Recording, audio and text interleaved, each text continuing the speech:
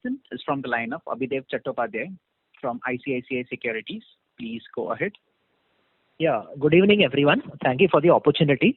I have a couple of questions. First question is, sir, could you just tell us about the broad customer mix segmental for the last quarter? And currently in the first quarter, obviously I understand it has been impacted by COVID, but what is the broad breakup of quarantine versus other segments of the market?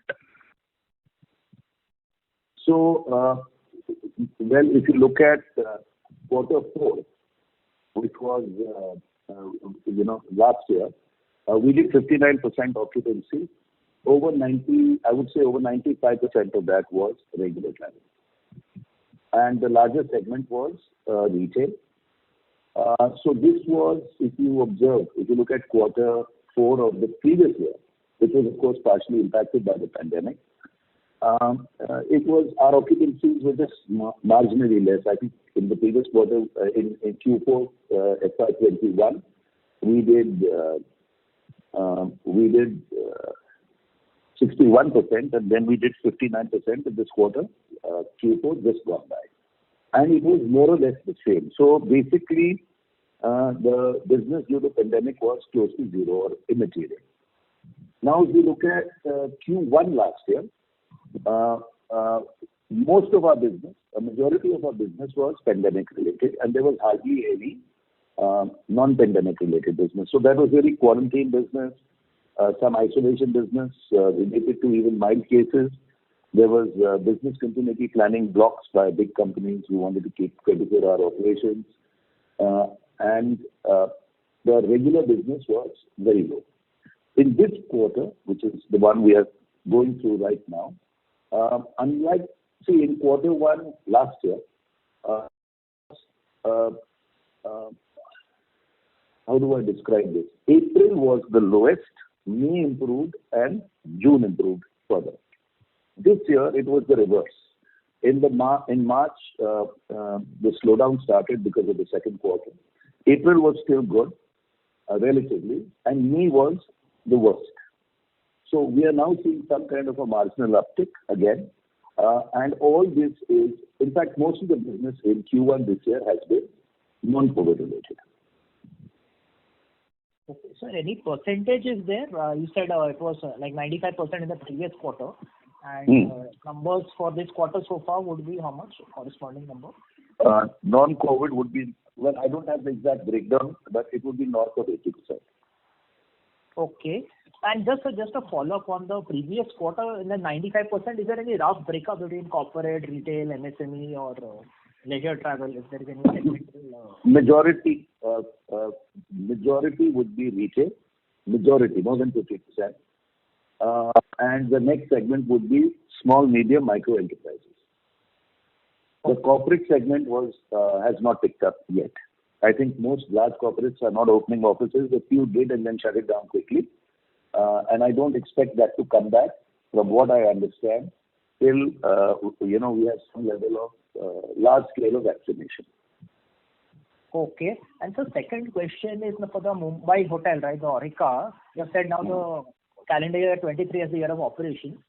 So any plans on how the capex will now flow through for this year and next year? So if you really look at it, we have funded about 70 crores in projects this year, which is the year gone by. And if you look at our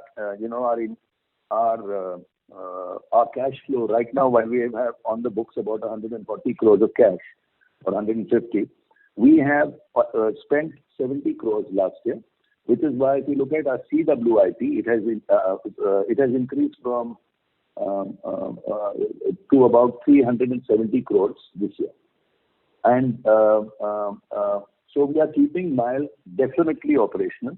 We are building the structure out, and that's not a high cost investment. We are doing it from internal cash flows. And we still very much have a target to open it, because just FYI, if you look at one slide, I don't know which it is, where we showed you, yes, the slide is 15, where we showed you Mumbai's performance. You will see in Q4 FY21, which is the quarter gone by, Bombay did 81% occupancy, the highest occupancy across. So it should tell you the the strength of that market and our very nicely located hotels. So we are confident that when things come back, and they will come back in our opinion within the next 6 to 12 months, Mile will be a key player for us. So we are not delaying it. Sir, any rough guidance on capex for this year and next year? What will be the construction spend on that project? Any percentage? See, right now we are continuing at the same rate of about 5 crores a month. Okay. Okay. 5. And we will look at it. Again, this is a second wave. You have to understand. April was decent. May was very bad. I think it would have been maybe the worst worst month ever because nobody was traveling. So April was good. May was bad. June is showing some uptick and a reasonable uptick. So we are waiting to see what happens. In the next 3 months, that is by the end of H1, and if it plays out as we are expecting, we expect that there will be some level of significant recovery between October to December. And so that's why, if you notice, I said in my opening statement, 6 to 12 months. Now, if that happens, then we will accelerate our spend. But it will be mostly initially funded through internal accruals. Okay. Fine, sir. That is pretty clear. So thank you and all the best. Thank you. Thank you. The next question is from the line of Kunal Lakhani from CLSA. Please go ahead. Hi, good evening. So on the occupancy side, when we saw sharp improvement from 42% to 59% in fourth quarter, but ADRs essentially remained flat. And especially when I look at your hotels in Mumbai and Delhi, where occupancy levels are pretty good actually at 80% and 74%, but ADRs were still very subdued. So what I wanted to understand was that at what level of occupancy do you expect ADRs will start to normalize? So Kunal, occupancies are the function. Can be different across hotels. Prices go up when the industry there is a tide in favor of the industry. So my expectation is occupancy is already showing a recovery from the last 2 months. It will continue to recover for the next 3 to 6 months. ADRs will be lagged by 3 months. So till there is a sustained, the fear right now for everybody is that, let's start with customers. Customers are terrified to go out. Unlike the last year, this revenge travel and so on and so forth hasn't started at all. Because, we are all aware, everybody has somebody they know or even a family member who has suffered due to COVID. So the fear of travel is enormous. And I think it is reflected both in air traffic and in hotel occupancy. Now, once that comes back, that is when occupancies are driven across micro markets, not merely at a Lemon Tree or at an XYZ hotel, but across an entire micro market, then the industry will have confidence in raising rates. We cannot independently raise rates. So you have to understand there is a 3-month lag. So occupancy recovery will be followed by ADR recovery. Sure. I was just expecting that since, you mentioned that almost bulk of the demand or the customer mix is retail. So I thought that that could also translate into some improvement in occupancy, because this is again, like you said in your opening comment, this is again leisure travel. So no, we have a lot of business travel also. You'll be surprised. Small, medium, micro enterprises and so on haven't stopped travel. They are still traveling, and some of them are coming as retail travel, which is directly booking and not through companies. The broad point I'm making with you is that where I see some level of demand impairment, and this may continue, for the next few years, is in the large corporate segment, which for us is about 20% of our total business, which has mostly disappeared. And we reckon that when it comes back, there will be a reduction of, and this is not only for Lemon Tree, I expect it to be for India, there will be some reduction of 15 to 25% of that 20. So demand will permanently disappear by, say, 5%. But I think it may help you and everybody listening in to understand from an industry perspective the following. If you look at the last 10 years, say 2010 onwards, the rate of growth of demand for branded hotel rooms has grown at approximately 2.2x of GDP. So GDP grows by 5%, demand will grow by 11, GDP grows by 6, it will grow by 213. And these are published figures. So in Q1 last year, if you notice, GDP shrank by about 25%. Therefore, occupancy shrank by 50%, roughly double. And because the occupancy shrank, it was the double value, rates also dropped, which is why Q1 last year was very low in revenue terms. The same will apply in the reverse formation. So what I see going forward is very simple. There will be demand destruction. There will be a catch-up. So my guess is this minus 5% of demand, national demand because of large corporates will be more than substituted by the growth and demand of retail, because retail is growing at 15-20% a year. It is already, other than the last year, and it is already over 40% of our total business. So even if corporate shrinks by 5%, retail will grow by 8 to 10%. And more importantly, retail is 1.25 times the rate of corporate. So in revenue terms, it will bounce back. I have no doubt about that. What I'm concerned about as a hotelier is that there is going to be a significant amount of supply destruction in India. So, people talk consolidation. Consolidation happens in one of two ways.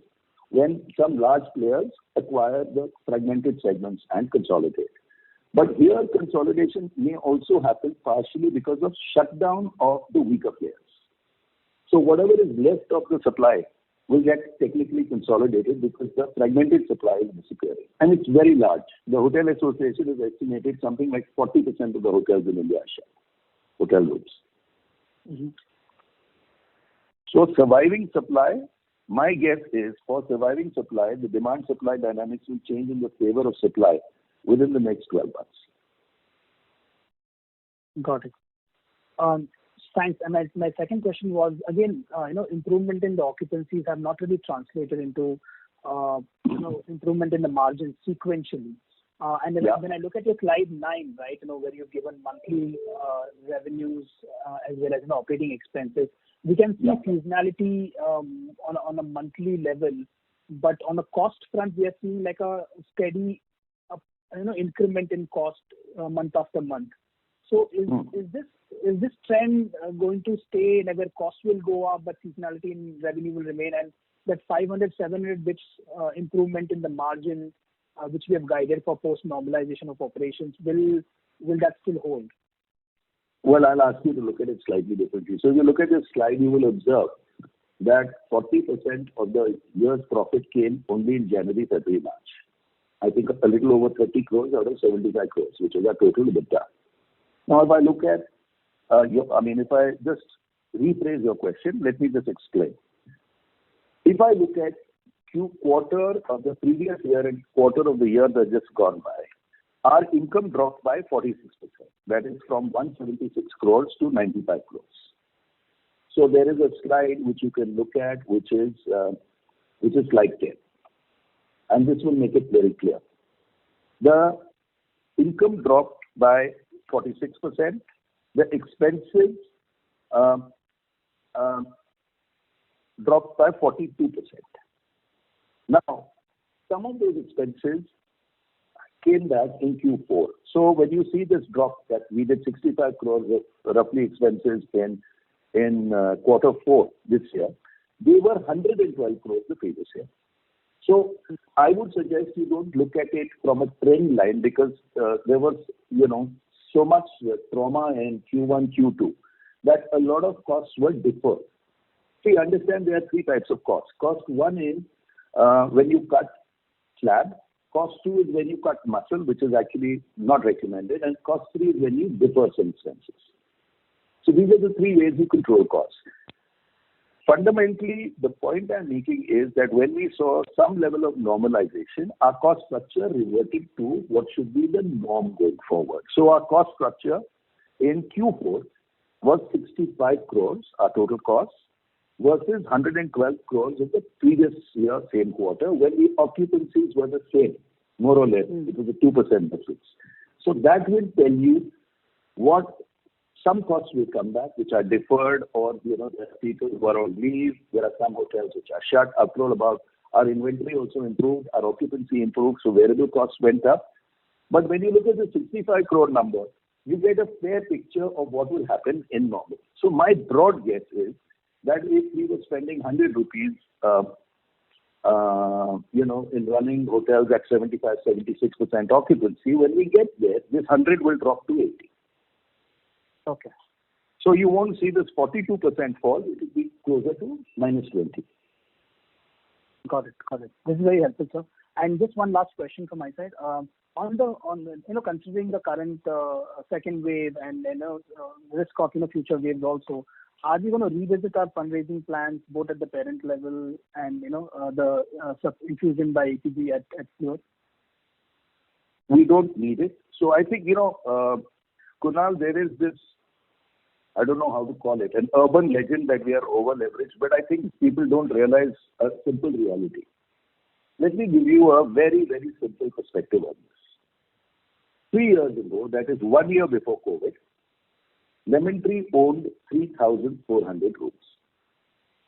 Forget the debt for a minute. In the 15-16 months before COVID hit, we added 1,800 owned rooms, which is taking our inventory to 5,200. These 1,800 owned rooms amounted to 1,660 crores of investment. My gross debt today is equivalent to the rooms, the hotels we added 1.25 years before COVID. So technically, think of it in a slightly different way, that 3 years ago we were debt-free. We took debt of 1,660 crores and acquired 1,800 rooms. And we have also, in that 1,660 crores, spent 370 crores in building Mile. Mm-hmm. Think of it from that perspective, okay? Now, these 1,800 rooms have not produced any EBITDA. They are unstable. They opened 1 year before COVID. COVID hit. We had no opportunity to stabilize them. I did a 270 crore rupee or 260 crore rupee EBITDA the preceding year. That was fundamentally because of these 3,400 rooms. I think what people are not recognizing is these 1,800 rooms will also produce EBITDA. Mm-hmm. So if you just do a simple addition, these 1,800 rooms earning capacity is 60% plus over that original 3,400 rooms. In fact, there are many high-value hotel rooms in the 1,800. Like Bombay, like Udaipur, like Pune, like Calcutta.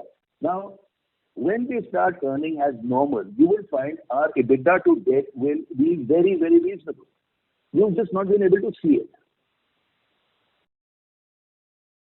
Correct. So think of it this way. Today it costs over 1 crore rupees to build a room. I have 5,200 rooms. I have 5,200 crores technically worth of assets. The debt is 1,600 crores. So debt to equity is what? Equity is book value, isn't it? If I build a hotel 10 years ago, then my debt to equity today will be, my debt then 10 years ago will be very low because the investment was maybe 30-40 lakhs a key. But if I build hotels 2 years ago at 1 crore a room, then there will be some debt, a higher debt because the book value of the hotel is much higher. But it's the same hotel. The earning capacity will be the same. Correct. Thank you so much. Thank you so much and all the best. Yeah. Thank you. Thank you. The next question is from the line of Deepika Mundra from JP Morgan. Please go ahead. Hi, sir. Good evening. Hope you are doing well. Couple of questions from me. So firstly, you spoke extensively on your leisure and retail demand essentially coming back. But do you think that, given that most of your properties are in large cities, do you think that, this will be sufficient essentially to, compensate for the lack of corporate demand, let's say even when things normalize? Totally. First, hi, Deepika. Yeah. Let me explain. I will repeat. Huh. As a portfolio, Hmm. only 20% of our demand comes from large corporates, which is the segment which is affected. Hmm. 80%, so if we normally do 75% occupancy, normally, only 15 out of that 75 comes from large corporates. And I'm repeating, I expect the permanent impairment of demand in that 15 to be about 3 to 4%. Okay, every year demand grows at some number, so it will be a catch-up.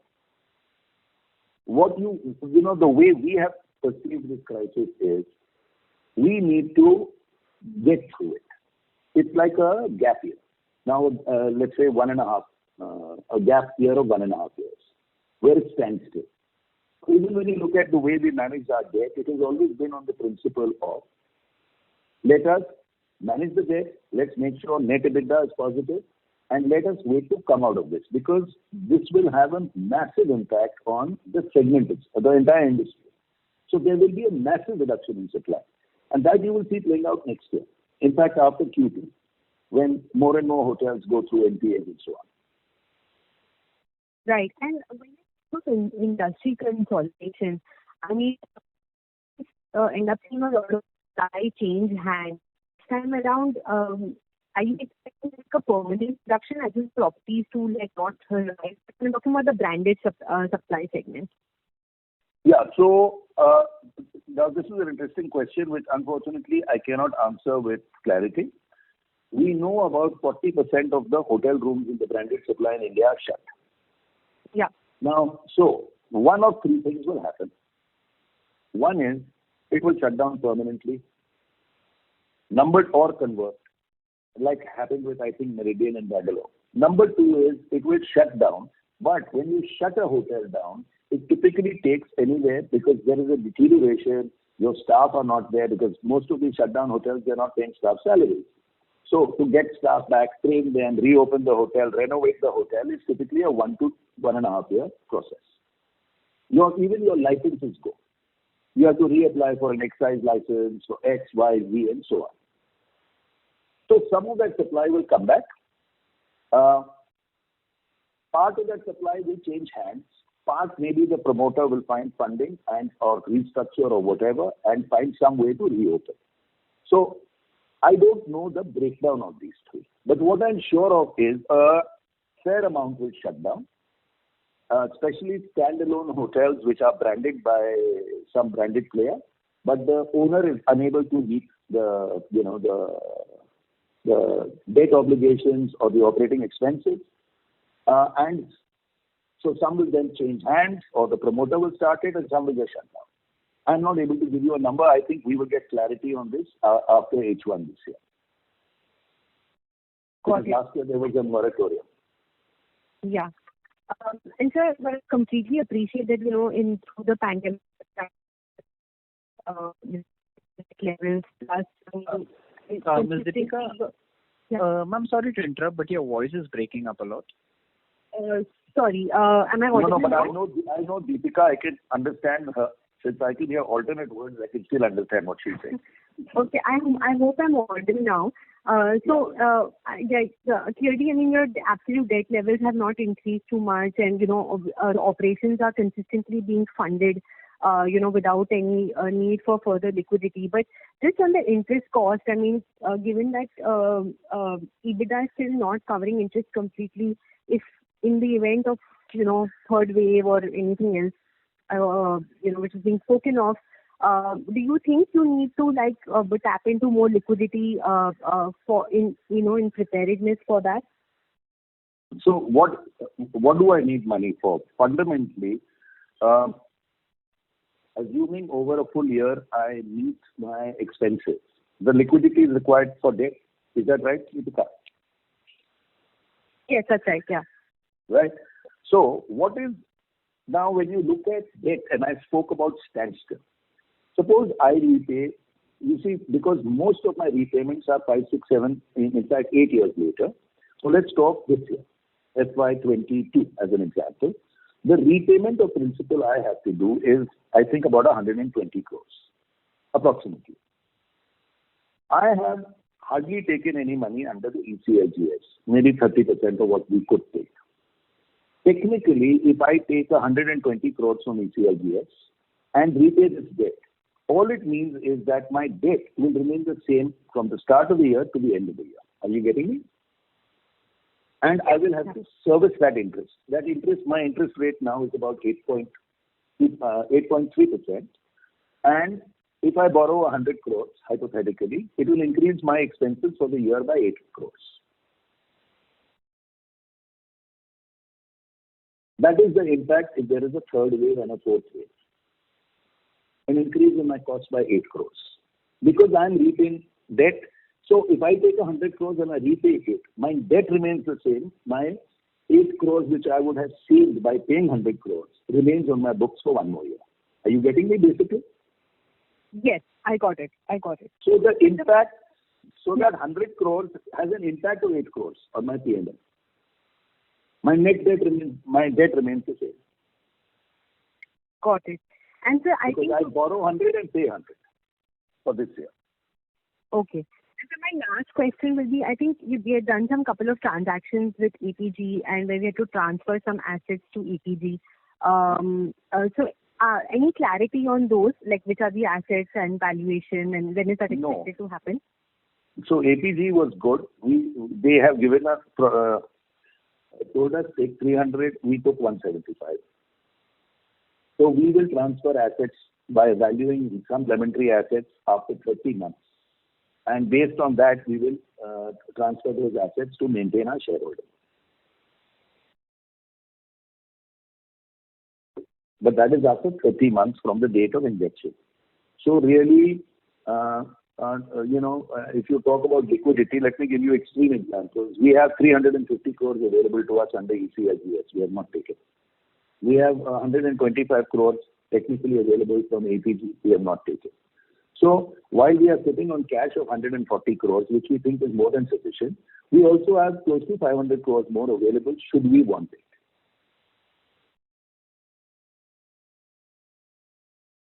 Okay, so that's very clear. Thank you so much.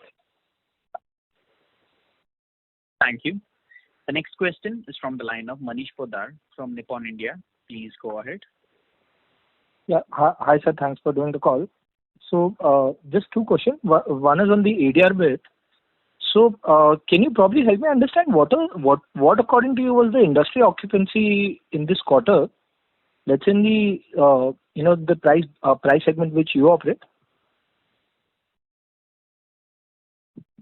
I have not studied the STR report. Vikram, do you have a number? Has STR come out with a number for Q4?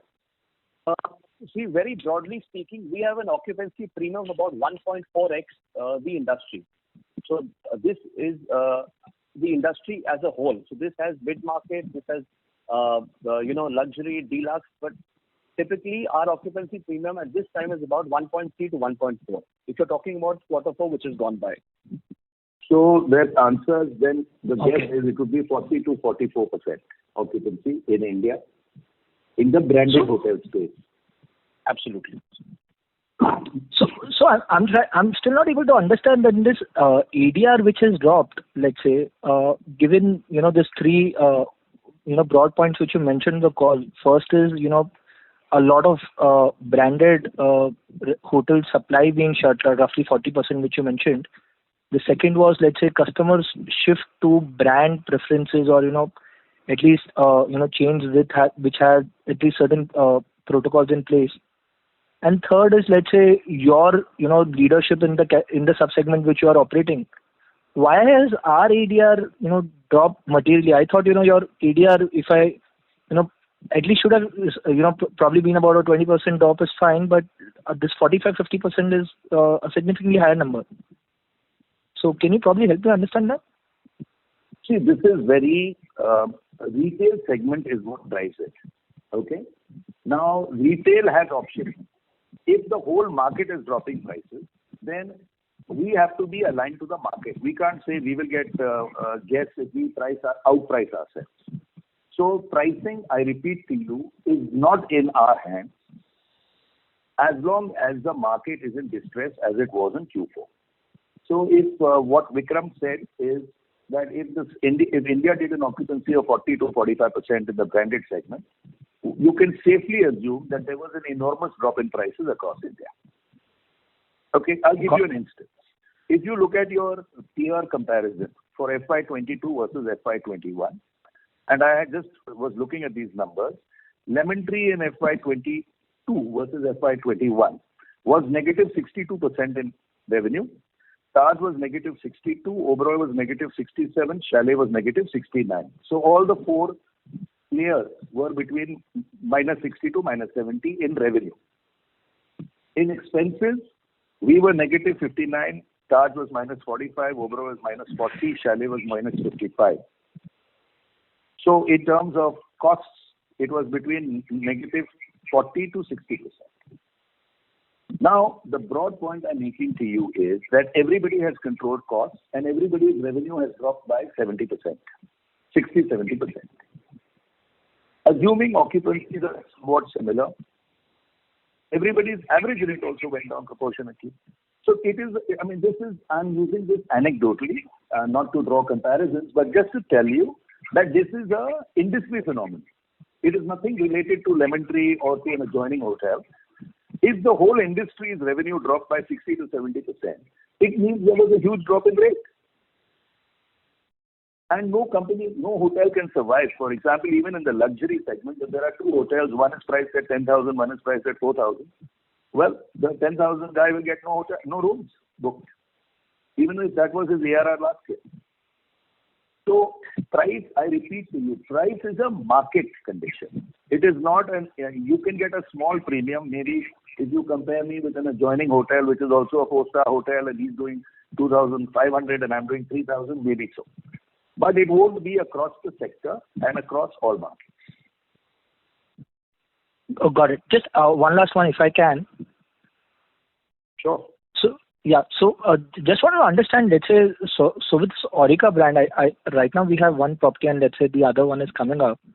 So, any of these distressed properties which come up for sale, do you think, you can get them on board with this brand or it's still, our company ethos or positioning in the market is still with Lemon Tree? Or do you think this Aurika brand can come through the managed route, at scale, without, let's say, having, a few properties being handled internally first? See, I don't know if you have seen the Aurika in Udaipur. I can tell you broadly that if you look at slide 15, it will give you an interesting picture that Aurika in Q4, which was the start of the pandemic, the previous year, did a 14,000 rupee ARR, and this Q4 did a 10,000 rupee ARR. Okay, and that was effectively 4 times the company ARR. Occupancy, if you look at, it did occupancy of 45% in Q4 this year, which is India average occupancy, more or less. Aurika has been a very successful brand for us. You will see that it made, even in a very horrible period, it made an EBITDA per room of about 4 lakhs in quarter 4 when it was doing 45%. My broad point is, whoever has seen Aurika has given us a hotel. So we are opening an Aurika in Coorg in the next few months. And generally, we feel that this 24,000-25,000 rupee segment, which is where Aurika is positioned, there is a lot of distress and we will be able to get plenty of hotels. That was the intent. Unfortunately, as you know, last 1.5 years, we've not been able to follow through on that. But broad point, we feel we will get a large number of hotels under the Aurika brand in the next 2 to 3 years. Got it. Great. Thank you so much. Thank you. The next question is from the line of Sumant Kumar from Motilal Oswal. Please go ahead. Yeah. Hi, sir. So, can you talk about the March month revenue declined by 1.4 crore, while expense increased by 1.3 crore. So, can you talk about why expense has gone up this much? Yeah, because the onset of the second wave was very sudden. So it is not possible to instantly reduce expenses, which is why the expense reduction would flow through into April and May. So typically, I don't think anybody expected this second wave to be quite as ferocious as it was. And it took us a couple of weeks to respond, because when you get into cost correction mode, you have to do a bunch of stuff. So that is the main reason.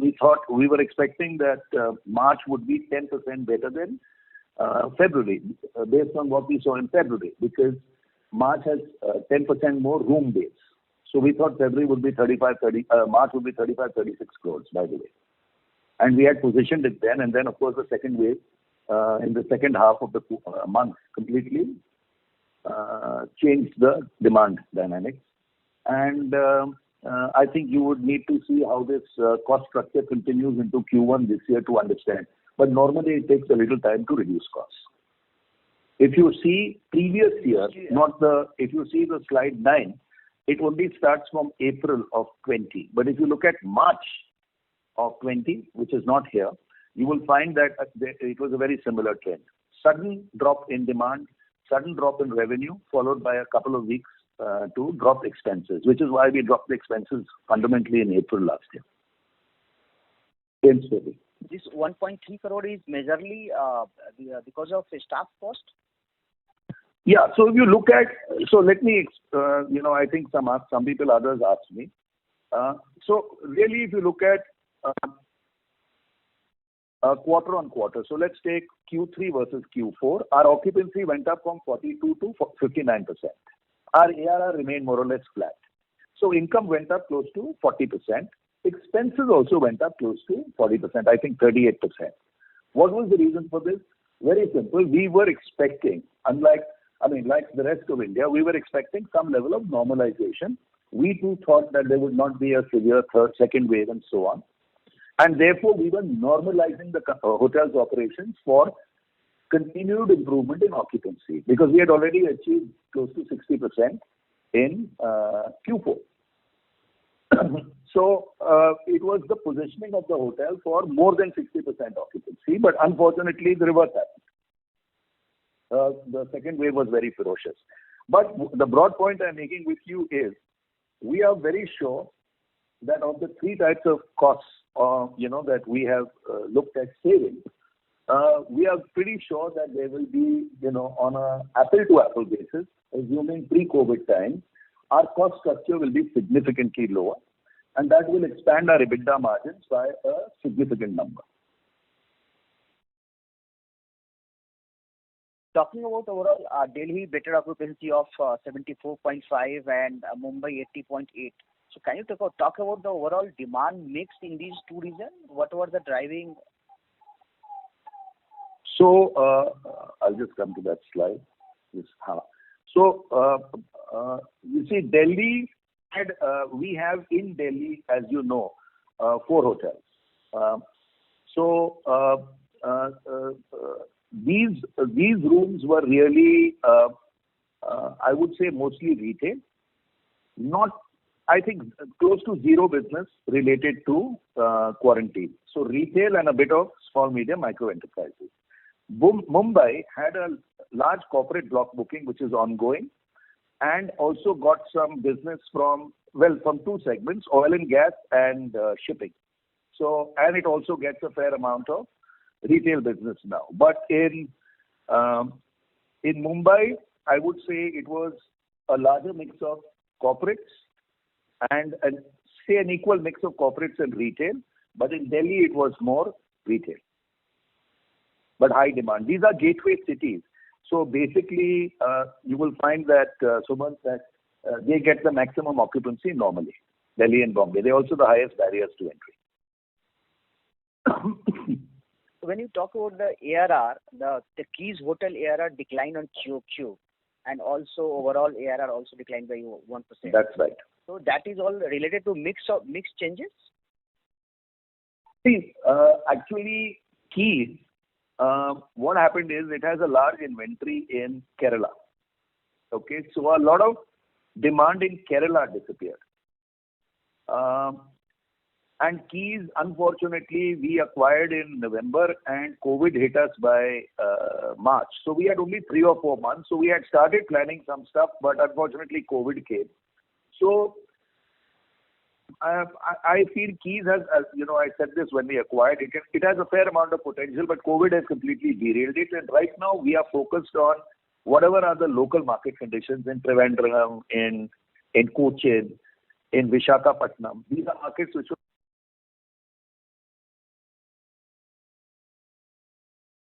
Hello.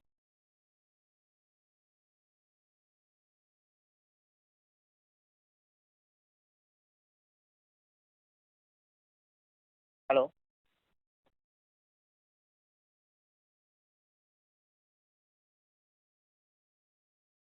Hello.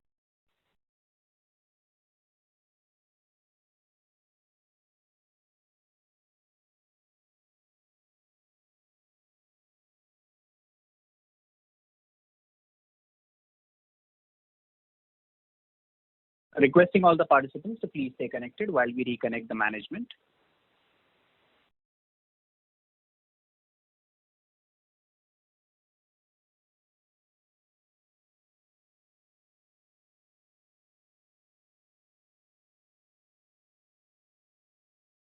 We request all the participants to please stay connected while we reconnect the management.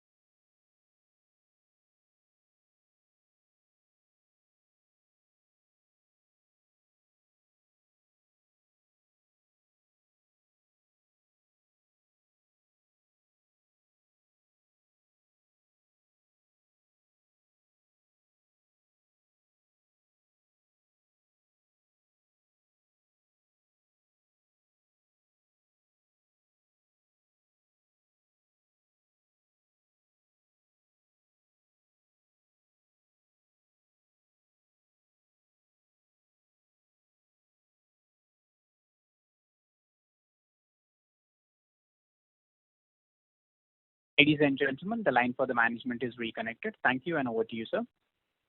Yeah. So you want just broad point I was making. If you look at even hotel level EBITDA margin, in spite of everything for Keys, between Q4 and Q21 and 20, it improved by 866 BPS from 14 to 23%.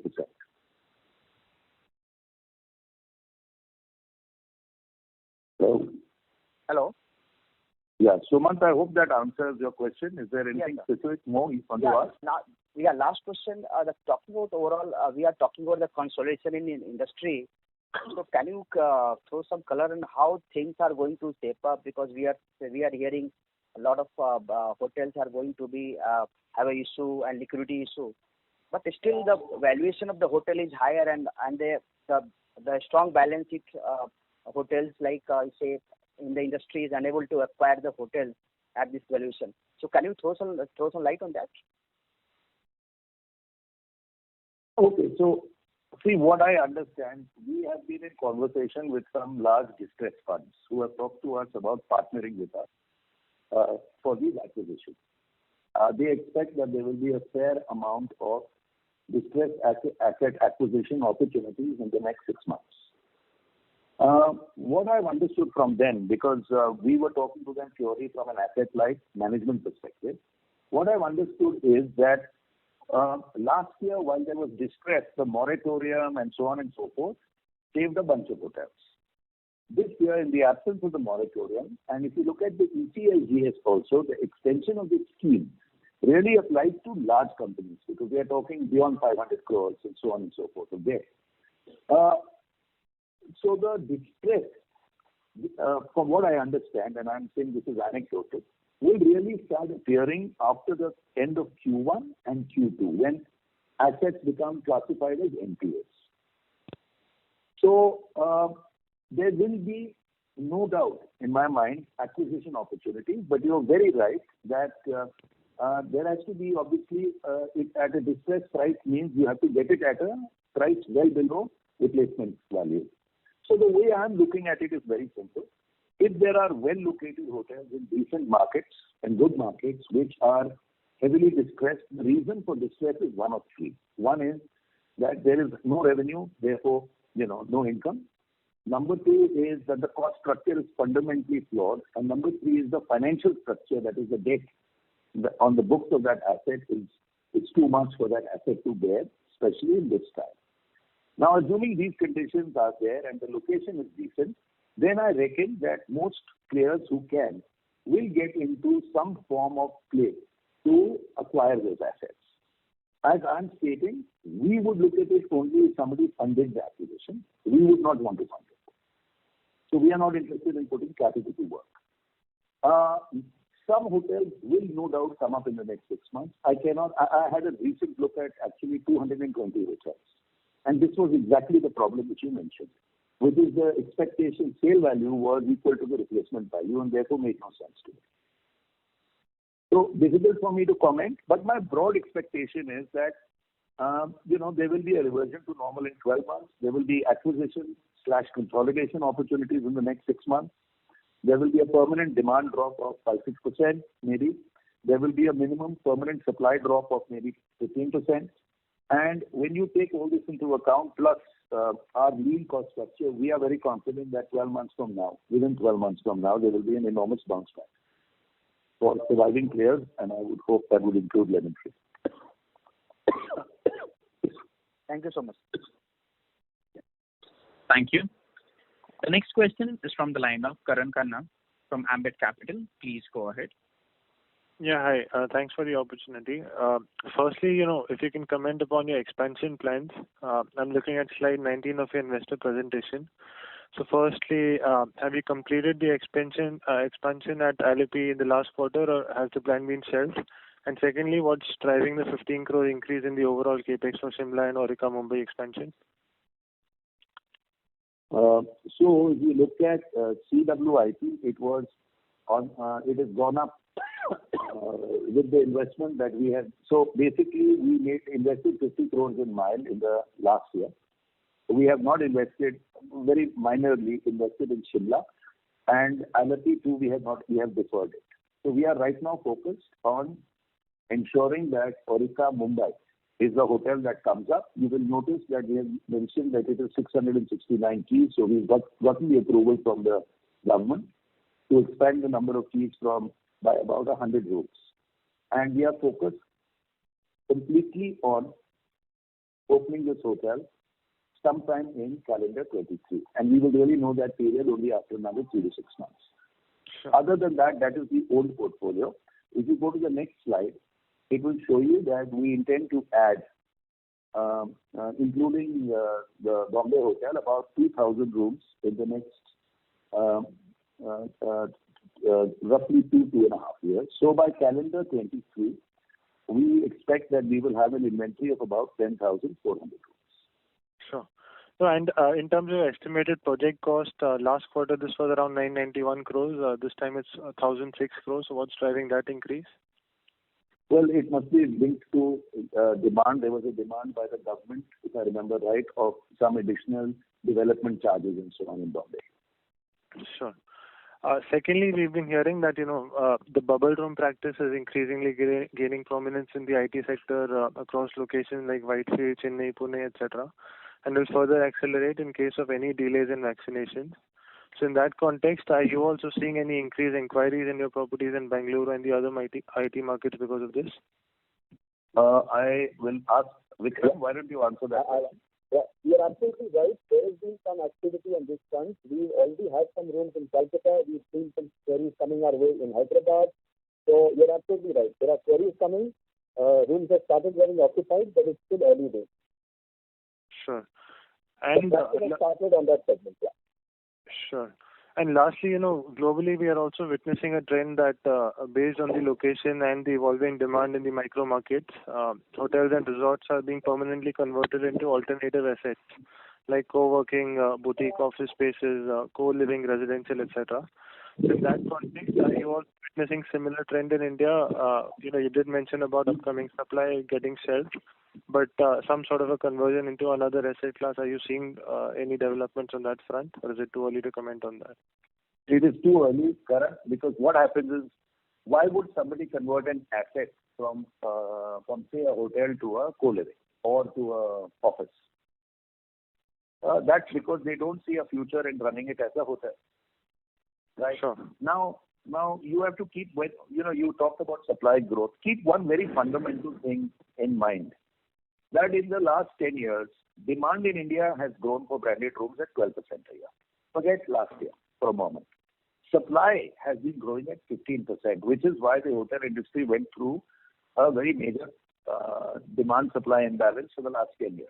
It was a prolonged bottom-up cycle. Just when it was coming out, COVID hit us. So there will be a bunch of hotels that got affected in the last few years and got even more affected in COVID. And perhaps the owner then doesn't want to run it as a hotel anymore. He finds it's too painful. That is a possibility. But my broad view is, going forward, supply growth in India is going to be 1 or 2 or 3% at most for the next 4 or 5 years on a CAGR basis. Sure. So when demand reverts, so this for the first time, COVID was not a impact which was a long-term impact. Fundamentally, which was that there was more supply coming into the market of a permanent nature, greater than the rate of growth of demand. COVID is a short-term, sharp demand drop. When it disappears, demand will come back to normal with a catch-up of maybe a year. But supply will not. So if I look forward a 3-year perspective, I would say that, it will be a wonderful time for hotels. Definitely from October next year. Definitely. I have no doubt about that. Sure. And just following up on that, when you say that, supply was, say, 5%, it has come down to 1, 2, 3%. So what kind of markets and what kind of inventory are you seeing, a reduction in supply? Is it the upscale or the luxury or, say, the mid-scale segment? And what kind of micro markets? It's across the board. So I'll give you an example. If you go to the slide 20. Sure. Now, slide 20 is our pipeline of managed contracts, right? Yeah. It has, here it has 1,400 rooms. That's right. Other than 1 or 2, in all cases, the owners have deferred investments by a few months. So if you look at what I had given in this slide 1 year before, and you look at it now, all the opening dates have been deferred. Sure. And if you notice in our case, the last 2, which is Premier Dindi and Ludhiana, the owner says, I'm not sure when I will start building this hotel. Sure. So it's uncertain. So this is of course just a small snapshot, but this distresses across the board. So a lot of supply, which, supply is like an airline. If you talk to a pilot, he will tell you that when you go on a runway and a plane starts taxiing, the pilot tells the air traffic controller V1. V1 means he started moving. And when it reaches a certain speed, he says V2. V2 means I have to take off, whatever happens. So some hotels are at V1, they stop taxiing, they just stopped. But some hotels which were at advanced stages of construction, where they had already taken debt and, it was nearly complete before the start of COVID, those hotels will have slowed down but are still continuing to be constructed. Something like we did with Aurika Mile. So my view is that if supply was supposed to grow 5% a year as per HVS or Hotelivate in their report before COVID, that 5% will be 20-30% of that will be on time.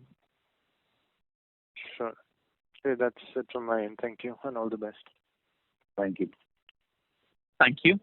The next question is from the line of Pranay Agarwal, an individual investor. Please go ahead. Thank you, sir, for this opportunity, and congratulations on a good set of numbers given the challenges that the industry faces. Sir, I would just request for patience to understand this idea about supply disruption in a little bit more detail. and I forgive you because you've already answered a lot of questions around that concept. So the supply disruption, to my understanding, is either when an existing hotel shuts down completely, or a new hotel which was to come up doesn't come up. Everything else is sort of temporary. You can shut down for a few months, then start again. You can defer opening up a hotel by a few months and then start at some point. I don't think we should categorize them as disrupting supply, in my limited understanding. So my first question is, before COVID started, we had about 40 properties which were managed and franchised. And I'm sure some of them would be carrying debt on the individual standalone property asset as well. Out of those 40 properties, how many do you think will not survive, will have to close down operations due to COVID? No, stop. Firstly, hi Pranay, nice to hear from an individual investor. But tell me, which 40 properties are you referring to? The ones that we have? No, the managed franchise ones, not the ones we own, sir. Yeah, so the managed ones are more or less all operating. Okay? Right. There are a few that have been shut down, and you're absolutely right. They have been shut down because there is a temporary complete demand destruction. So in those cases, we have evaluated what is the cost of keeping the hotel open vis-a-vis the income it will earn in the current scenario versus the cost of shutting it down and then incurring some expense when we open the hotel. And this is normally a discussion the owner has with us. And then we take a call mutually that, look, in your case, I think you should shut the hotel and we'll open it. We will evolve. I mean, as the situation evolves, maybe in 6 months, we'll open it. So that is, you're absolutely right, a completely temporary decision. In those cases, we normally keep a few staff in the hotel. We keep the hotel operational in the sense that we can open it very quickly, within a month from taking a decision. And those hotels are not part of the supply disruption I'm talking about. The supply disruption I am talking about is if you shut a hotel for a year or two, then to reopen it is a mammoth task. It's practically like a new hotel opening, and it can take a year, year and a half. So to answer your question, there are three types of supply disruption impairments. Number one is it's a short-term impairment. You have the ability to open the hotel reasonably quickly, which is a month, month and a half. Number two is the hotel has been shut for a fairly extended period. You want to reoperate it. Well, it will take you anywhere from 6 months to a year, year and a half to get it operational, fully operational. Then, of course, there is permanent impairment, which is the hotel might be, technically you can operate it, but because of the financial structure, it's an NPA, it's not operating. Now, that hotel may either shut down, it may change hands, or it may, somehow the owner or the promoter may get an ability to refinance it and then open it after a year or two. This is all in the air. So when I told you that 40% of hotels in the branded segment are shut in India, that was a statement made by the Hotel Association a couple of weeks back. How many of them will come back? When will they come back? How many will not come back is just a guess. But anecdotally, I can tell you there will be a fair amount of permanent supply impairment. Yes, no, thank you, sir. I'm learning from you. I on the flip side, if I could just point out three things which I think may not lead to such a significant supply disruption. And of course, sir, I'm just a small investor here. But the first would be, first of all, our 40 managed properties not owned by us are not shutting down, which is one parameter that you've just discussed. The second is, if I read ITC, Indian Hotels, Oberoi, they're all continuing with their plans for increasing the number of hotels which are on a managed or a franchise basis. The third, as you said, the support that the government is providing in terms of liquidity or additional loans at lower interest rates will further support some of these hotels which would have otherwise shut down. And fourth, of course, given that the pricing is so abysmally low in the market, to imagine that a property will not survive, to imagine that they will not get any occupancy, even at such pricing, and not survive, may not sort of sustain. These are just few of my points. What do you think, if you can just correct me or incorrect me on these observations, if I'm wrong, or if you think that, because I believe the supply disruption will not be as significant as 15% or anything around those numbers. to my understanding. Well, as a hotelier, I hope you're right. But, what is supply disruption? So let me ask you to think of it slightly differently. Suppose I start building a hotel today and it takes me 3 years to open it. Okay? That is supply addition 3 years later. Right. Fine. Suppose I shut a hotel down today and I open it after 3 years. It is like new supply, isn't it? It disappeared for 3 years and came back. So what you have to understand is supply demand is a evolving thing. That's the first point. Number two is, what I have understood, this ECLGS has not been supportive of the weaker players. Yes. Okay. Because the banks are not lending. You see, the point is that while it is guaranteed, it's an emergency credit line guarantee scheme, banks are hesitant to lend to those they don't think will survive. So it is, let me put it this way. If a large player wants ECLGS, the banks will give it to him tomorrow or her tomorrow. But if it's a small struggling player who has a 70-room branded mid-market hotel somewhere, the banks will not most likely lend to it. Because while the scheme has been crafted by the government, and it's a wonderful scheme in my opinion, the transmission of funds is through the banks, and that is their decision. Right. Okay, similarly, this new thing that is announced by the RBI, this 15,000 crore liquidity window, there is still lack of clarity. Our CFO, Kapil, would you like to tell them what is the lack of clarity on this 15,000 crore window announced by RBI? Yeah, so here what has been announced is that liquidity tap is available, and as you rightly mentioned, it is through the banks, and banks can borrow at repo rate and lend at repo rate, and they get some incentive on their reverse repo. So it is applicable to the banks who would be putting money with the RBI. That's one thing, and that is just a 40 basis point.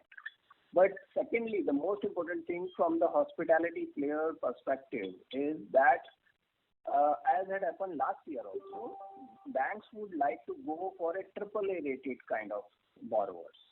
So that creates a challenge for the smaller players, and they don't get the sufficient support from the banks on this front. Because banks in this case are not it's not compulsory for them. It is their decision. They have to take a call that whether they want to lend, whom they want to lend to. So that's the major issue which is coming here. The more shop. We had 48 bottles. Yeah, this morning. Thank you. Yeah, only. Thank you, sir. Sir, sorry, sir. Am I audible? Yeah, you're audible, sir. Yes. No, thank you, Mr. Keswani and the other gentleman who just spoke. So lastly, I would just like to compliment us. I think given the fact that Lemon Tree has a very low portion of revenue coming from MICE historically, and a lot of our hotels, as was mentioned in the call, are based out of large cities and have a more business tilt than leisure tilt. Given those challenges, I think we've done extremely well with our occupancy, our EBITDA, and our cost cutting. I would just like to compliment all of us, and I look forward to the next call. Thank you. Thank you, Pranay. Thank you. Ladies and gentlemen, that was the last question for today. I now hand the conference over to the management for closing comments. Over to you, sir. Yeah. Well, thank you, everybody. As always, I've enjoyed interacting and hearing your views and questions. And I look forward to the next quarterly conversation that we have. Thank you. Thank you. Ladies and gentlemen, on behalf of Lemon Tree Hotels Limited, that concludes this conference. We thank you all for joining us, and you may now disconnect your lines.